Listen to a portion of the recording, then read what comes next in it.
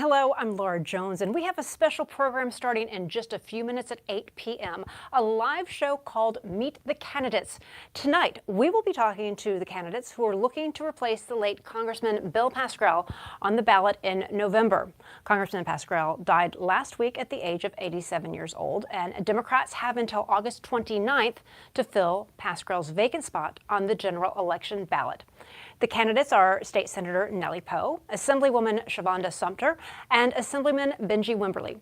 I'm going to be joined by a special panel, including the editor of the New Jersey Globe, David Wildstein, New Jersey Globe reporter Joey Fox, and Micah Rasmussen, who is the director of the Rebovich Institute for New Jersey Politics at Rider University. Make sure to stay with us. The live show starts at 8 p.m.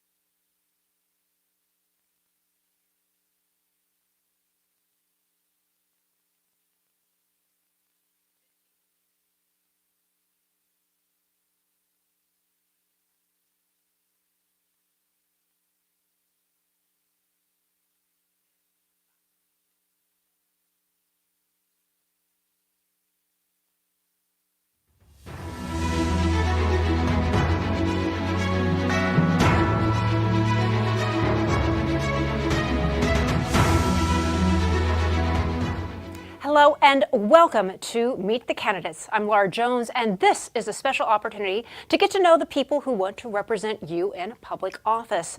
Tonight, we turn our attention to the 9th Congressional District, which takes in parts of Bergen and Passaic counties, as well as a portion of Hudson County. In a sad turn of events, longtime Congressman Bill Pascrell, who held the seat, passed away last week after a brief illness. He was 87. While we just lost the congressman, state law says we have until August 29th to find a replacement candidate for the November ballot. Tonight, we are going to meet the three candidates who want to take on the role of representing New Jersey's 9th Congressional District: State Senator Nellie Pou, Assemblywoman Shavonda Sumter, and Assemblyman Benjie Wimberly. Now, each candidate tonight is going to get 90 seconds for an opening statement as well as 90 seconds for a closing statement. After those opening statements, our panel is going to ask a series of questions for each candidate, who will then have 1 minute to respond. Now, this is a conversation, not a debate, so I'll ask all those participating to keep that in mind. Joining me on the panel this evening, we are happy to welcome David Wildstein, editor of the New Jersey Globe, New Jersey Globe reporter Joey Fox, and Micah Rasmussen, the director of the Rebovich Institute for New Jersey Politics at Rider University. Now again, our candidates each will be asked a series of questions by our panelists, and they have 60 seconds to respond. Follow-up questions will be at my discretion. We're going to have a clock running that the candidates can see. Now, if they go too long on time, I will interrupt. Hopefully I won't have to do that, though. And again, as a reminder, tonight's show is a forum, and we want to cover as many topics as possible to give the voters an opportunity to learn more about those looking to run in November for Congressman Bill Pascrell's seat. Time now for opening statements. So first, we are going to begin with State Senator Nellie Pou. We start with you, then we're going to be going to Assemblywoman Shavonda Sumter, followed by Assemblyman Benjie Wimberly. So, Senator Pou, Nellie Pou, the floor is yours for 90 seconds. Thank you so very much. First, let me just thank the New Jersey Globe for putting together this forum. It is my privilege and honor to be able to be with all of you this evening. My name, as it was said, my name is Nellie Pou. For the past 27 years, I've had the honor of representing the 35th Legislative District in the New Jersey legislature. The passing of my dear friend and mentor, Bill Pascrell, is a profound loss for all of us who knew his tremendous work ethics and unwavering commitment to the people of Passaic, Bergen, and Hudson County. I first stepped into this seat in the state legislature when Bill moved on to Congress, and I'm here tonight to continue his exceptional work for New Jersey in Congress. I was born and raised in the city of Paterson. I understand the struggles of making ends meet. My father was a blue collar worker, while my mother stayed at home to raise me and my four siblings. Just like many New Jersey families, we all chipped in to get by, and our dinner table was always open to everyone. My experience fueled, or I should say that experience, but my experience has fueled by the commitment to giving back to the community, and that's the, and that supported that effort for making sure that we were able to do everything within our power to help everyone who we possibly can within our ability to do that. But as I said, my commitment to doing this and was to give back to the community. With over 40 years in public service, first with the city of Paterson, and then as a state legislature, I know that I can get things done. Thank you Senator, very much for the opportunity.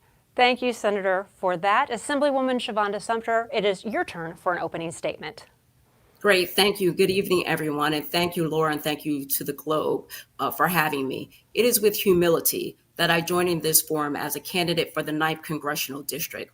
While we are here with profound sadness due to the loss of our Congressman Bill Pascrell, a fierce advocate whose legacy will live on in his family and with each of us. We must also face the challenge before us. Our country's resilience and adaptability are being tested, and the extremism Republicans have embraced has me alarmed, to say the least. But as my mom always told me, when you see something wrong, do something about it. And like this new generation of political leaders, such as Vice President Harris, I am ready to move us forward. I built a life ensuring that mental health services are accessible to those who need them most, and fighting on behalf of our children and families with Children's Aid and Family Services. In these roles, I saw firsthand the most urgent needs of our state. Serving in the state legislature since 2012, I have a strong record of bipartisan support, have the most bills signed into law, both in the Senate and the House, even with the Republican governor in place. I worked to restore the right to vote for thousands, fought for equal pay, raised the minimum wage, protected reproductive freedom, supported maternal health, expanded paid family leave, and the child tax credit. I am a fighter, and I believe that to whom much is given, much is required. This is part of my DNA that is most like Congressman Pascrell. I am ready to represent the people of New Jersey and together with Vice President Harris, protect our freedoms and our democracy. Thank you very much. Assemblyman Benjie Wimberly, time for your opening statement. Thank the Globe for this opportunity to be on tonight. It is a privilege and an honor to try to fill the shoes of the legendary Bill Pascrell. Bill Pascrell was a friend, a mentor, and somebody that I truly looked up to in not just the political arena, but as who he was as a man. I am part of 7 generations of Paterson and this district here in New Jersey. My family has been a major part of the business community and political community and is for many years here in Paterson in the political arena. I am born and raised from public housing to a 5th ward lower income diverse community in the city of Paterson, a product of public schools, PCTI, and someone who had to work their way through college to understand what college affordability is about. After graduating college, during my college years, I always came back to volunteer and work as a camp counselor, as a volunteer baseball coach, whatever it was to be engaged in the community. I was blessed and have the opportunity to be a teacher at Eastside High School for 9 years, where I was a special education teacher, baseball coach, and assistant football coach. During that time, I really had been able to put my hand on the pulse of what's needed here in New Jersey, not just New Jersey, but America. Leading young men is something I've done for over 40 years. I've been a volunteer coach, a high school coach, a football coach. I moved on to Paterson Catholic, where we won 7 state championships and gave opportunities for hundreds of kids to go to college for free. After that, I moved to Bergen County for 9 years and worked with Bergen County students for many years. At the state level, I have risen from many committee memberships, to the vice chair of budget, to the speaker pro tempore. And the one thing during my time on the budget committee for 13 years, I can say I brought millions of dollars back to our community for infrastructure, for education, for housing, and health. And it's something that I can say with all three of my colleagues that we work together. I think we all can say that we've made Bill Pascrell proud in Trenton. I'd like to thank all the candidates for their opening statements. Now, before we get started with our panel questions, I'm going to go first to David Wildstein, bring him in from the New Jersey Globe. David, before we start with the questions, I know you wanted to say a few words about this evening and about the late Congressman Bill Pascrell. Thanks, Laura. Before we begin the forum, I'd like to just acknowledge the sad circumstances that have necessitated all of us being together this evening. And whether you agreed or disagreed with Congressman Pascrell, it's undeniable that he was an authentic Jersey guy. He served his nation, his state, his beloved hometown of Paterson as a fighter for what he believed. I knew him for 35 years. He was one of a kind, and we will all miss him. David, thank you, and thank you for organizing all of this. You are going to have the first question. You have the first question that is going to go first to Assemblywoman Sumter, then to Assemblyman Wimberly, then to Senator Pou. Don't worry, everyone. I've got the list, and we'll keep everybody on track. And each of you, again, has 1 minute to respond. David, over to you for your first question. Assemblywoman, polling has showed that Americans are more concerned than ever before about the advanced age of public officials. And we've seen that with Joe Biden, with Donald Trump, with Ruth Bader Ginsburg, Dianne Feinstein, Mitch McConnell, even the late Congressman Pascrell. Do you believe that there ought to be age limits for presidents, for Supreme Court justices, and for members of Congress? And do you support term limits? So, David, thank you for that question. If you had asked me that question probably 10 years ago, I would not have known the answer. But today, having served in the legislature for over 12 years and also watching the cognitive decline of a number of representatives, from our great Senator Sandy Cunningham to Senator Ronald L. Rice, who called his time when he called his time, to Senator Cody, who made his decision to exit the legislature and enjoy his remaining time, to Tom Giblin. When we look local, we see these things. When we think about staying in these positions that require an intensity of thought leadership and cognitive ability, we must give thought to how can we exit with grace. So yes, I believe that there should be an age limit and that we should look to advance directives so that decisions could be made when someone becomes incapacitated while in office. Okay, Assemblyman Wimberly, you're next. I will say is you have to look at probably term limits so more than age. I think it's a fresh approach to politics and keeping people engaged. I think if you have the same person representing you for such a long period of time, it's not a really a process that's very inclusive. In particularly when you talk about the Supreme Court, I think we're living that situation now when you have one president have the ability to put somebody on the Supreme Court for, maybe a lifetime, 3 people. That have an impact on everything, obviously, from women's reproductive rights to education to DEI. So I believe there definitely should be term limitations. Okay, Senator Pou, you are next. Thank you. Thank you very much for the question. I certainly understand the question and believe that certainly we should be looking very closely at how one person's ability, what kind of ability they have in order to be able to continue to do their job. If indeed there is some kind of physical impediment or mental impediment or just health impediment altogether, we would be able to then make sure to ensure that they have, that they should be making those proper decisions. Certainly in positions of higher up like that of the Supreme Court, I do have some concern of lifetime lifetime remaining in those positions without having some kind of term limitation in that regard. So yes, do I think that for those particular positions we ought to be looking at that very carefully and serious? I certainly do. Okay, David, your next question will go first to Assemblyman Wimberly, then to Senator Pou, then Assemblywoman Sumter. Thanks. As the Israel-Hamas war goes on, should the United States continue to send military aid and weapons to Israel as it has been doing?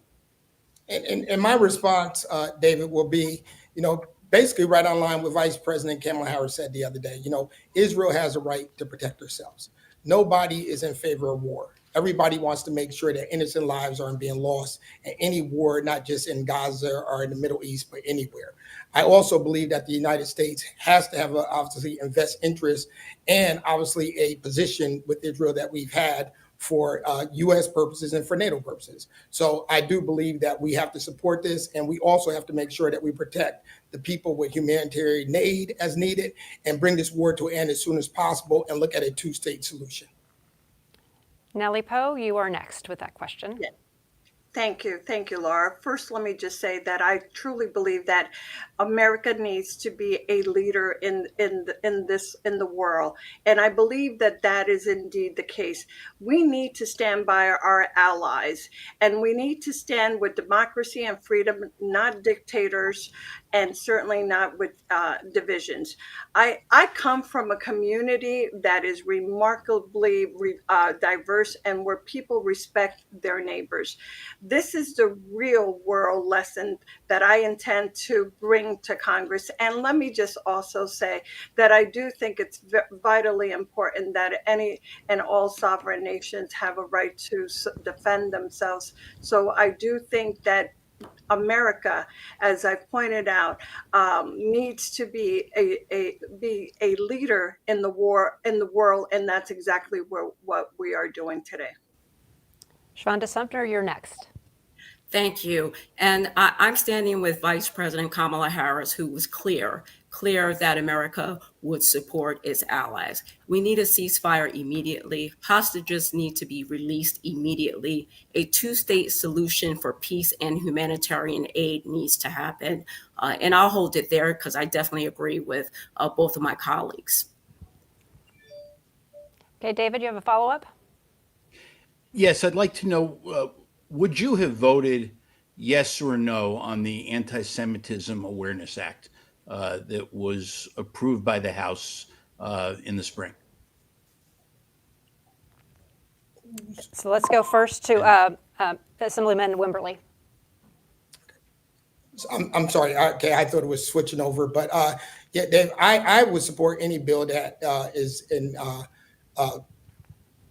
not in favor of any type of racism. Being African American and with so much extremism going on here in America and the hate that we've seen since Donald Trump came into office, I would support anything that is anti-Semitic, anything that's racial, anything that's gender bias or sexual related bias. So that's across the board. Okay, Nellie Pou, your answer to the follow-up? Yes, I'll be quick with my answer. As I've mentioned before, I come from a community where there's a very diverse, a remarkably diverse area where people all live together. And I absolutely do believe that we should stand firmly together and making sure that is possible and people have the ability to live freely and peacefully among each other. Having said that, let me also point out very, very carefully that I think one of the things that we certainly need to do, and if if I get the privilege of being able to represent the people of the 9th Congressional District, I would absolutely look to make sure that we are getting information and following what our Democratic session would be doing in order to ensure that we're following some of what clearly President Kamala Harris, once she takes office, would be guiding it. Okay, and Shavonda Sumter, final thoughts on this question. Yes, I would support it as we have supported our hate crimes and fighting against hate crimes throughout my entire tenure in the legislature. We have stood with the Muslim community, we've stood with the Jewish community, and they've in turn stood with us in the Black community when we had over enforcement and hate crimes committed against us. So it's important to me that we combat all hate, racism, LGBTQ abuse, because it leads to so much hurt and pain. We are from a very diverse community. New Jersey is a very diverse state. My family migrated here from the south to the north part of the Great Migration, looking for a better opportunity. Paterson, the heart of this district, has been just that for so many different populations. And when I think of the harm and the hate of words in today's society, post the racist society of the civil rights era, I'm still in pain, and I will fight avidly to make sure that we repair those harms. Micah Rasmussen, we go to you for your questions, which will go first to Senator Pou, then Assemblywoman Sumter, and then Assemblyman Wimberly. Micah, to you. Thank you. Given the frustrating lack of resolution of voter fraud problems that have been well documented in past elections in Paterson, can the public have confidence in our elections? What needs to be done to justify the confidence of all voters? Thank you for that question. Let me just say that we're well aware of all of the various different positions or situations that have been taking place with any kind of voters discrepancy as well as fraud. I certainly do think that we have the responsibility of making sure to prevent that from happening, and every possible step that we can take in that regard, we should be doing that. I know that I have introduced and supported, along with my colleagues, many different legislation that would allow to prevent that from happening, and looking for ways of us to secure that, whether it's through further ensuring that our election officials have all the tools necessary in order for them to do that. It's something that I would continue to support in the in Congress. Assemblywoman Sumter. Thank you. Protecting the vote is critical for us, and making sure that there is no voter fraud. It's important that we have enforcements and protocols in place and the tools to act swiftly. We have a couple of outstanding cases in Paterson where actually the cases have gone on 2 terms. So yes, that has an impact on voter confidence when we can't resolve these cases with a speedy trial, a jury of their peers. So we need to ensure confidence. We need to make sure that our clerks have the tools they need for enforcement, and also the financial resources, which we've supported in the legislature for advancements within our election process. Because in New Jersey, we have up to 5 elections a year, which is a lot. It is de minimis, the amount of fraud, but of course, 1 ounce of fraud does have an impact on voter confidence. So we need to call it out when we see it and work swiftly for a speedy trial to eradicate it. Assemblyman Wimberly. Yeah, voter fraud, in particularly in Paterson, has played a major impact. You have 80,000 registered voters. I think our last municipal election, maybe 12,000 people came out to vote. In 2010, I was part of that process as a city council candidate when voter fraud was really brought its ugly head to the city of Paterson. And I will say that the Attorney General has addressed it. My colleagues have said it well. I think we need to make sure all of our courts are full, that we get judges in places so these cases don't have to linger on for years and years. But the main thing I want to make sure is that we have these opportunities when it comes to vote by mail, because not having these opportunities is somewhat voter suppression.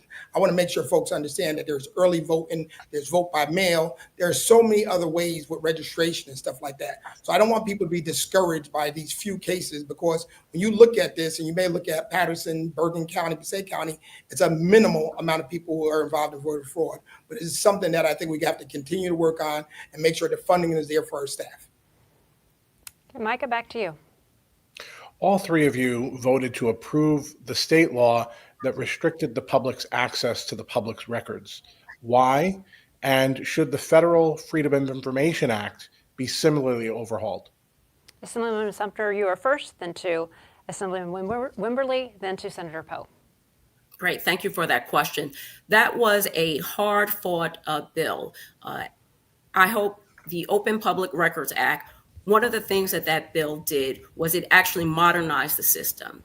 We had some abuses and some clerks who did not have the staff to respond to cases and ended up in court or having to pay fines and fees because they weren't able to turn the documents over in a timely manner.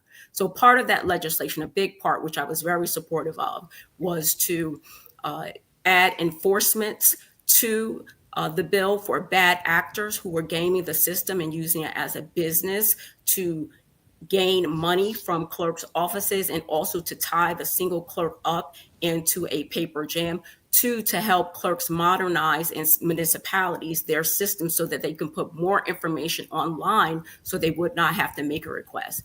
No bill is perfect. It had some flaws in it. I will be the first to admit that. The great thing about being in the legislature is that you get to go back and have another bite at the apple. And if elected to Congress, it would be just that, putting my hand to the grind and making sure we understand what's involved and how we can modernize these bills to meet the needs of today. Assemblyman, you're up. Yeah, the Oprah bill is probably one of the most difficult bills I think we dealt with this session, and I think my colleagues would agree.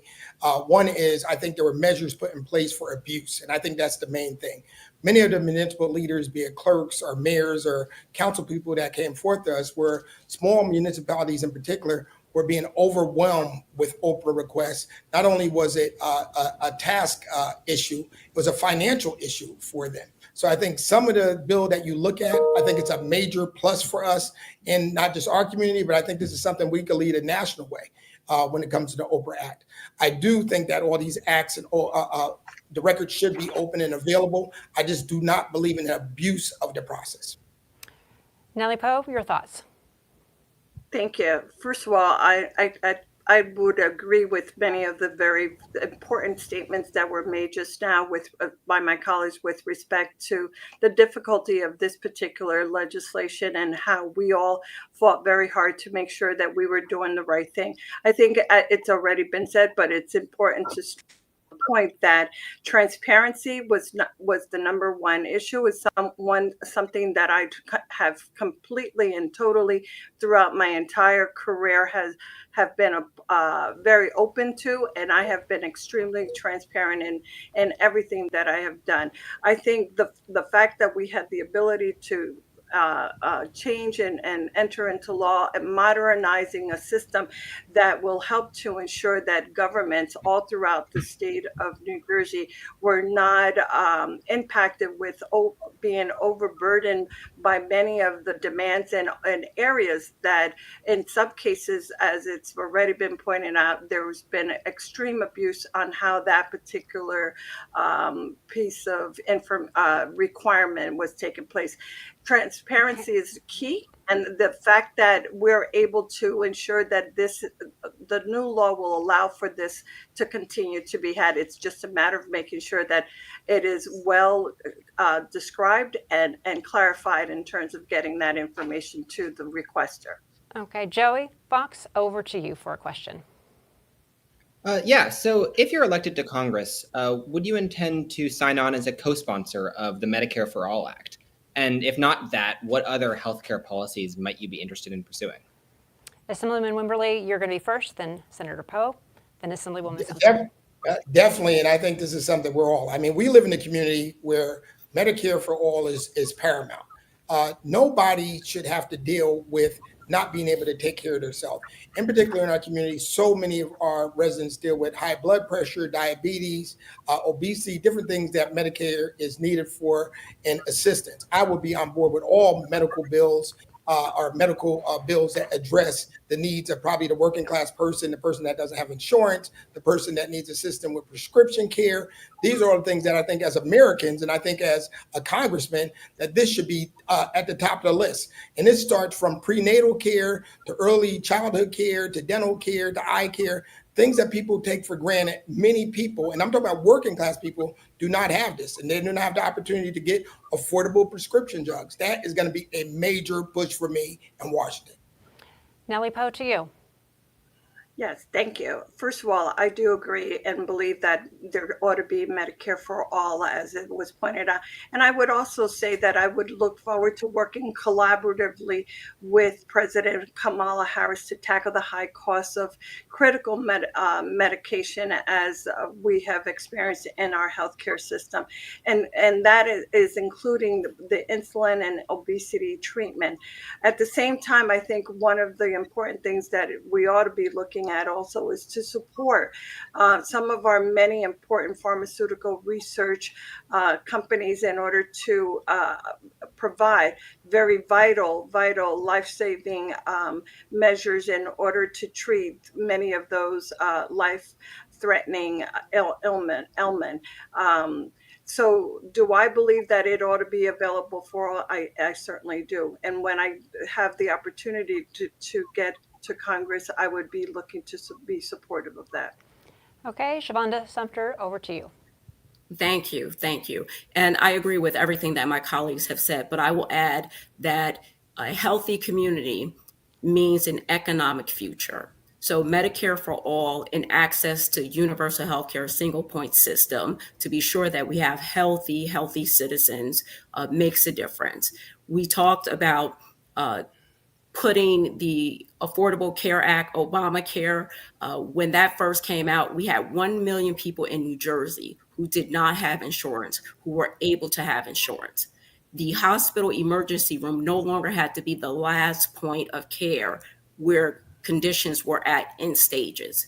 The disparate care that has been documented, especially for minority communities, can be combated if we have Medicare for all and universal health care. So those pieces are important. Dental care, critical for health and life safety treatment, vision, critical.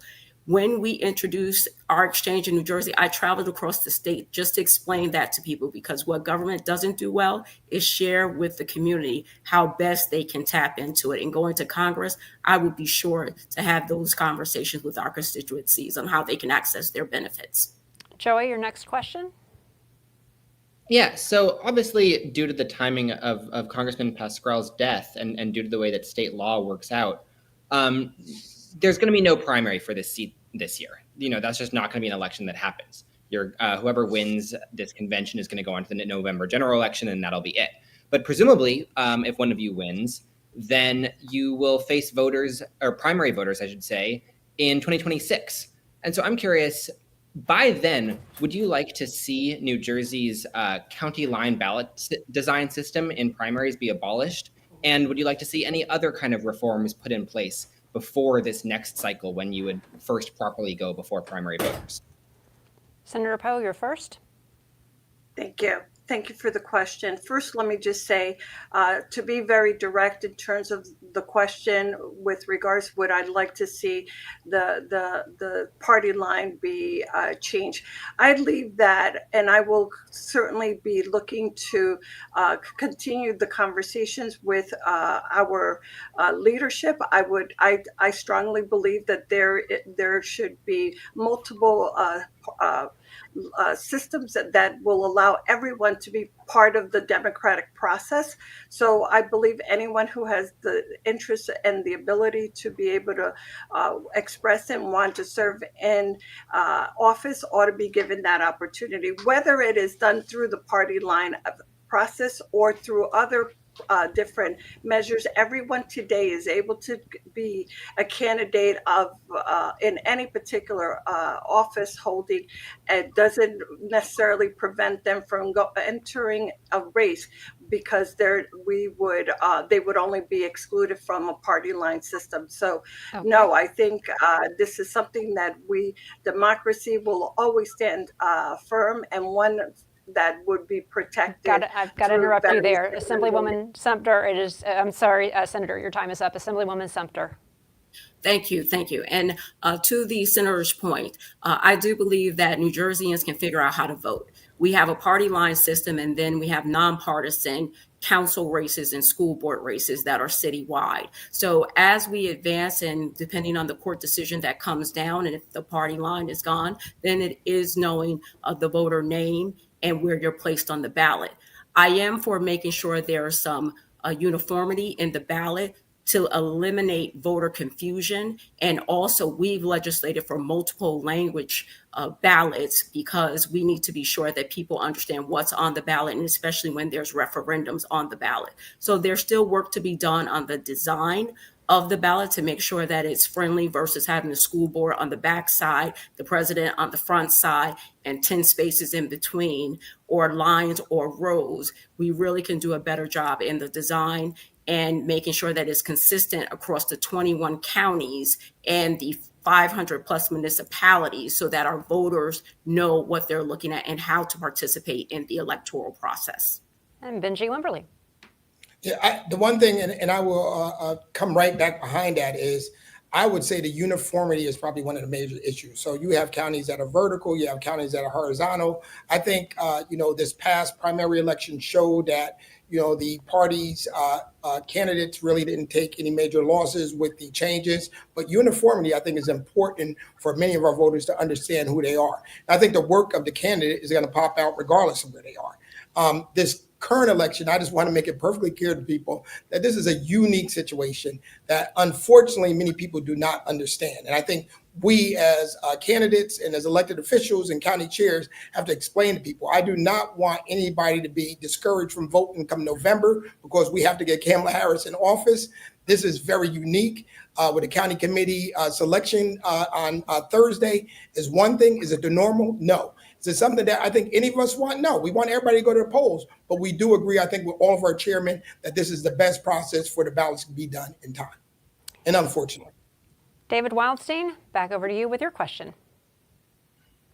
So Congressman Pascrell was one of 2 New Jersey House members to support the Green New Deal. If you're elected to Congress, will you add your name to that bill as a co-sponsor? Assemblyman Wimberly, you're first. So the Green New Deal was something that I have looked at in the last day. It's something that I would love the opportunity to have a collaboration and sit down with his current staff to see if it's something that benefits us. And usually if Bill Pascrell supports something, it's more than likely that I'm 95% sure that I will be on board with the bill. And my apologies, I messed up that order. It was supposed to be Assemblywoman Sumter. My mistake there. Assemblywoman Sumter, over to you. And then Senator Pou. Thank you. I would support the Green New Bill. I think we need to consider New Jersey continues to be hit with different floods and environmental issues. In Paterson, we have businesses that continue to flood, and every time it rains, they're in a state of panic and trauma, wondering whether their business is going to erode into the Passaic River. So part of this is the environment is changing, and we're seeing it more frequently. Also worried about clean water and how the infrastructure bill plays into a Green New Deal. So definitely would be supportive of it and learning more and bringing resources back to New Jersey so we can deal with our climate issues as well. Senator Nellie Pou, over to you. Thank you. Thank you. Yes, I would be supportive of the Green New Bill that was just referenced. I think it's important for us to be able to make sure that all of our environmental issues are one that are paid very close attention, and that we have the necessary resources that will allow us to make sure that many of our communities are protected all throughout the state of New Jersey. All right, David, back and to you. And I meant Green New Bill. David, back over to you for your question. I want to talk a little bit or hear your comment about immigration. Specifically, what kind of plan to protect America's borders would you be willing to support? And that one is going to go first to Assemblyman Wimberly, Senator Pou, then to Assemblywoman Sumter. Okay, we're getting a little confused on the order, but I got it. Yeah, that last one was on me. That was on me. That's fine. We're back on track now. No, I got it, and I understand the concerns when it comes to border control. I think our House and our Senate and President came up with an excellent bill that unfortunately Donald Trump killed. and he killed it because of his presidential election. So I will fight and understand that we have to do what's best for the borders and give people the opportunity to become American citizens the right way, give them a lead way, and make sure that nobody's ever called illegal and undocumented residents have an opportunity to what the freedoms of America offer. And obviously with the numbers that we see of people coming into New York City alone, we know there has to be some type of reform. No city can handle that amount of people when it comes not only to infrastructure, housing, schools, food, and health. This impacts everywhere when you talk about immigration reform. So I look forward to working on this. I know in the community with over 57 nationalities, in the district with probably 70 plus nationalities, this will be something that will be at the top of our list in Congress. Nellie Pou, over to you.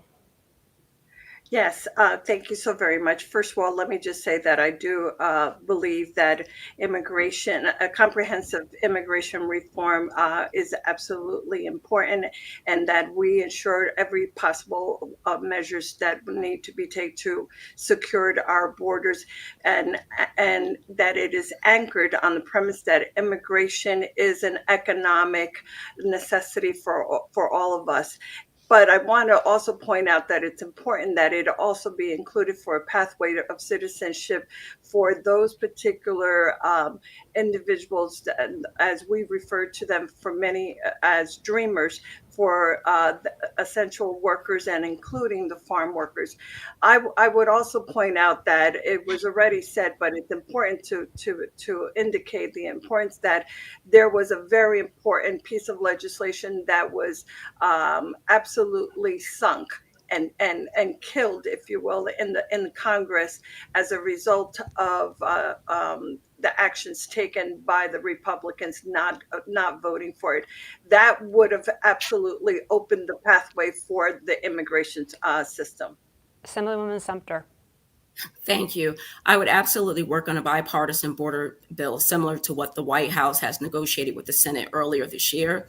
I share the concerns of Vice President Harris of the millions crossing the border is a liability, also supporting legal status opportunities for persons without status. Our system is broken. We need protections for dreamers, as was said, and additional pathways to citizenship with a system to keep us safe.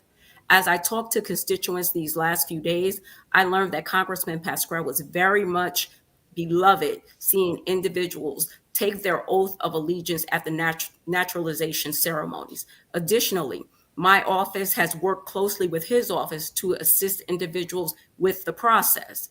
Further, I have worked with advocates and heard the harrowing stories of children fearful of their parents not having a legal status and being separated. Hence my commitment to work towards a bipartisan border bill and legal status opportunities for all. Okay, Micah Rasmussen, over to you for our next question. Democratic nominee for Congress, what will be the most important policy differences between you and Billy Prempa, the Republican nominee? Not so much political differences. What will be the biggest policy differences? Nellie Pou, you are first. So the policy difference that I think that would be different with me and my opponent would be that I would absolutely fight for democracy. I would make sure that we take every possible action to ensure that is not threatened. I would make sure to work very closely on a bipartisan level to ensure that is done. And I would also look to support the leadership of President Kamala Harris once elected to ensure that we're able to provide that kind of difference. What separates us from the other side is the fact that we believe in freedom, we believe in the democracy, and we believe that there should be something that is respectful of everyone in a manner that we in this country should not go without being able to voice our concerns, but do it in a manner that is respectful to all. Shavonda Sumter. Thank you. There are stark differences between us and the opponent for Congress. First off, we would protect our reproductive freedoms. Our daughters and daughters yet to be born will have their reproductive rights protected and autonomy over their bodies. We also would not be in denial of the climate issues that are facing our country and our world and globally. We also would not deny a peaceful transition of power with the insurrection that happened on January 6th. There are stark differences with the beliefs and the espousing of false narratives in today's politics with the Republican Party. And the candidate running with them, while he is from this district, must recognize that the experiences of our New Jerseyans in the CD9 district are that of embracing diversity, culture, and New Jersey believes in protecting reproductive freedoms. Benjie Wimberly. I think the key difference is that anybody who embraces, and if you had a chance to even peruse Project 2025, you should be alarmed and worried. This candidate or any candidate that's on the other side that supports anything, as my colleagues had said, women reproductive rights is probably paramount on that list. I think as elected officials, we should not be telling any woman what to do with her body. That should be very concerning for everybody.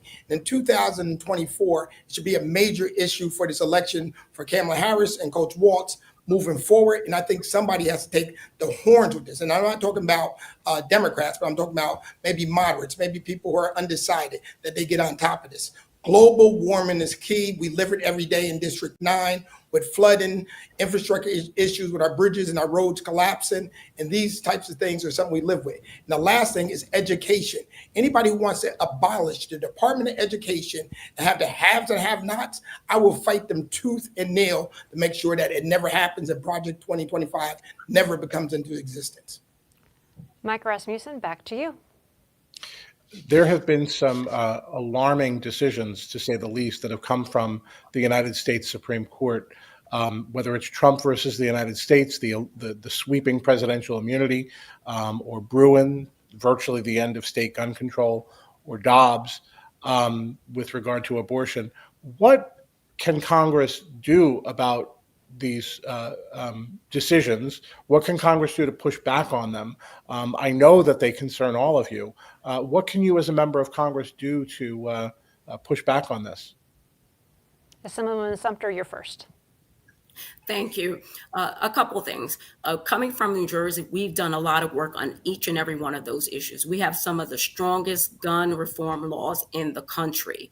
Duty to warn, something that I sponsor, working with professionals who may come into contact with someone who may have a mental illness and have access to a firearm, making sure that they are not penalized for warning the authorities or warning someone who may be in danger because of someone having access to a weapon. Concealed carry becoming the law of the land under that administration.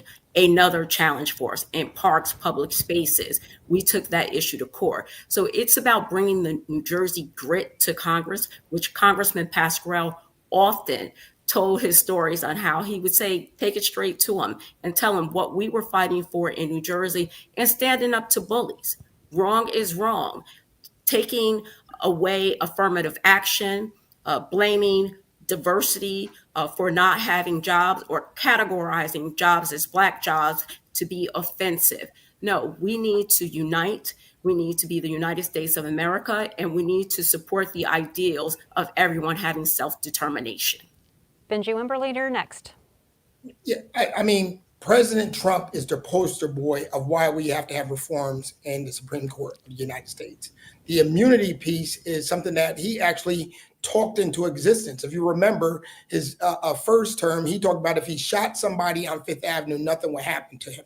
You know, and his comments and behavior says it all. That alone shows that we need reforms when it comes to the Supreme Court of the United States.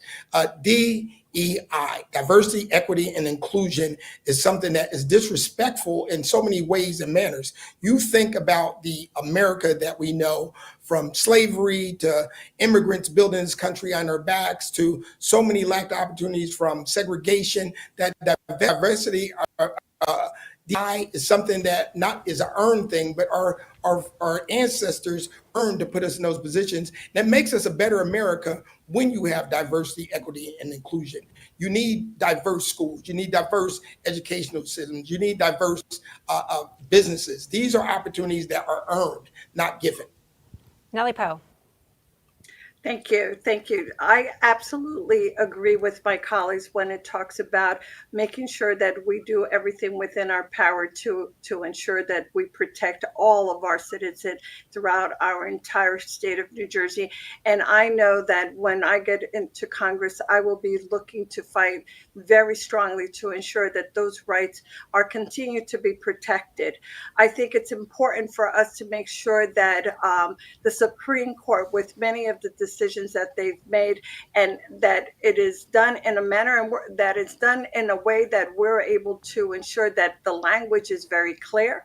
The only way that the Supreme Court can prevent them from taking those unilateral decision is if we have legislations and laws in place that clearly defines what they can and cannot do. So I think it's important for when we get to vote on those things and introduce legislation like those strong gun protections that we're talking about, making sure that we prevent that, just like we're doing here in the state of New Jersey, and we've taken action and voted on that.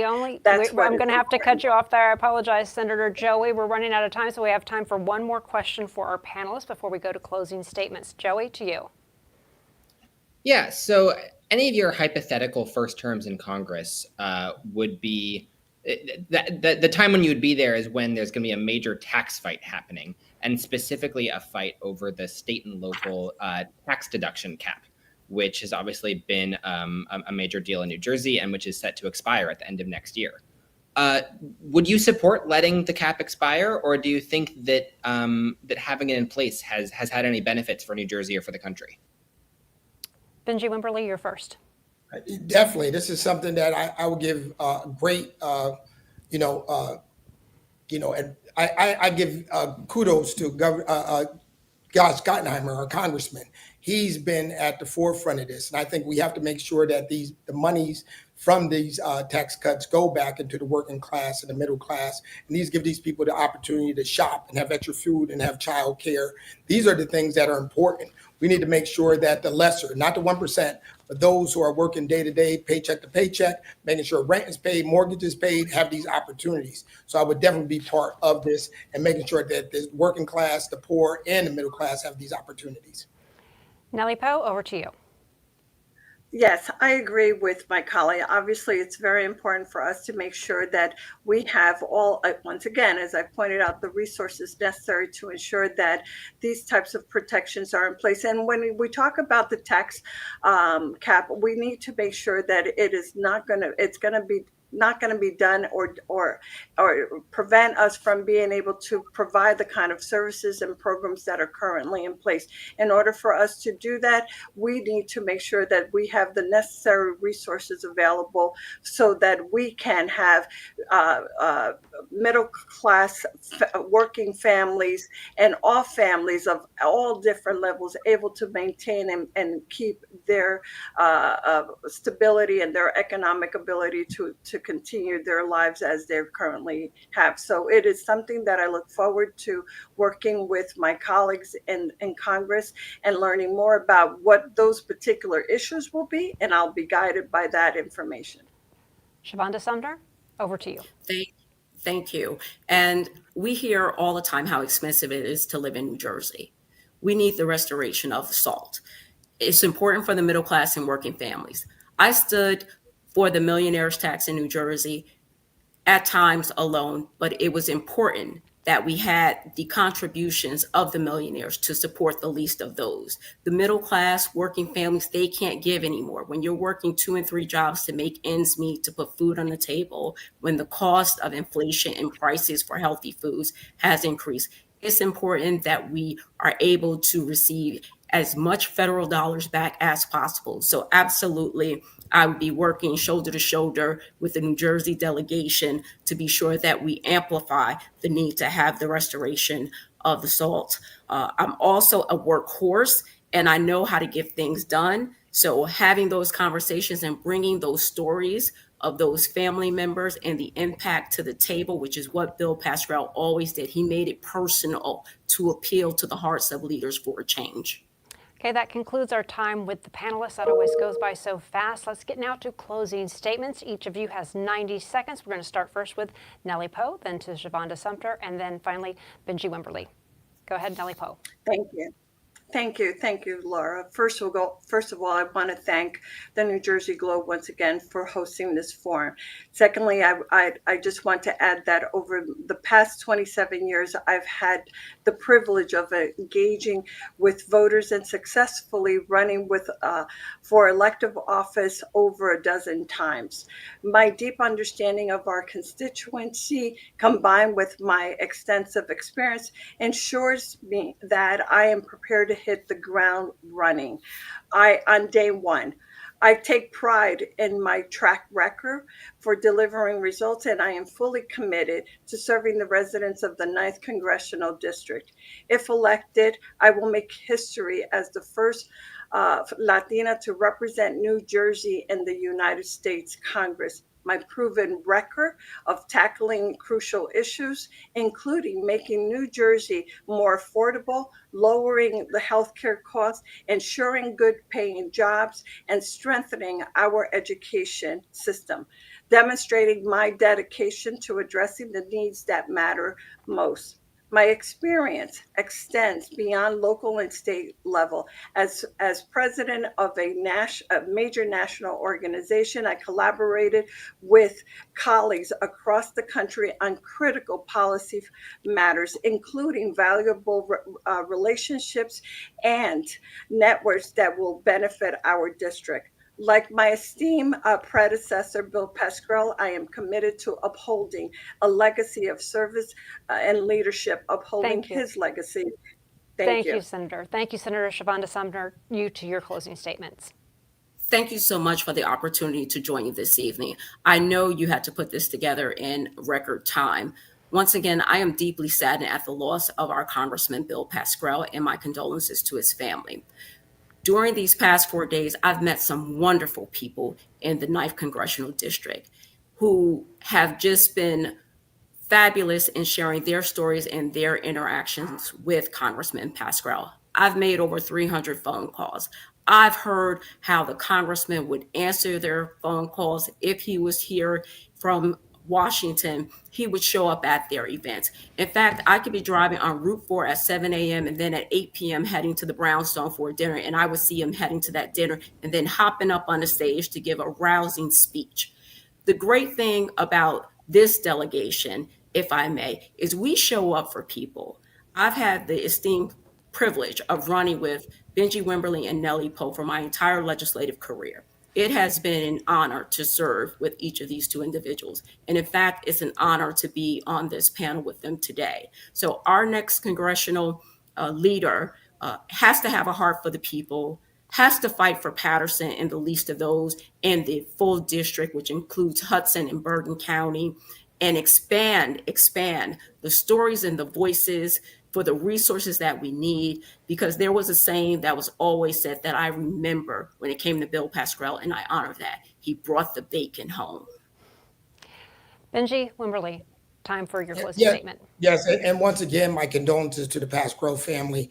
I thank him for his mentorship and leadership here in CD9 and being a neighbor here in Paterson all. I just say in closing, my work has spoken for itself, be it as an educator, be it as a coach, be it as a director, you name it. City council in the assembly, I think have been a champion for all people. Regardless of race, creed, color, I have been there for everybody. In particular, I would say as the regular, this guy, when everybody was celebrating Coach Waltz last week, everybody kept texting me about coach. Coaching is special. I have mentored thousands of kids. I have helped thousands of kids go to college with millions of dollars of savings, putting many hours in. And many times during my time as an assemblyman, I served as an assemblyman, I served as the director of recreation, a football coach, a husband, and a father of 4, and a surrogate father to so many others. But every morning almost when I'm here in the city of Patterson between 7:30 and 8:30, they know they can find me at Dunkin' Donuts on Route 20 to have a conversation.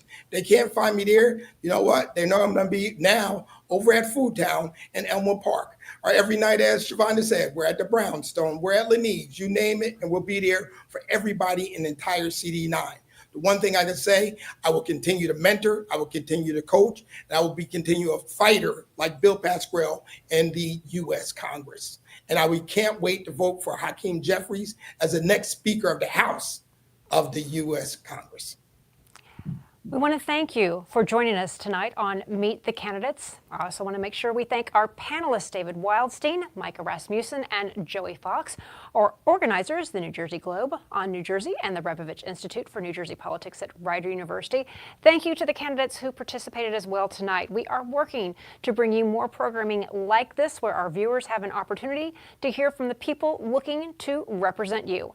I'm Laura Jones. Thanks so much for watching. Have a great night.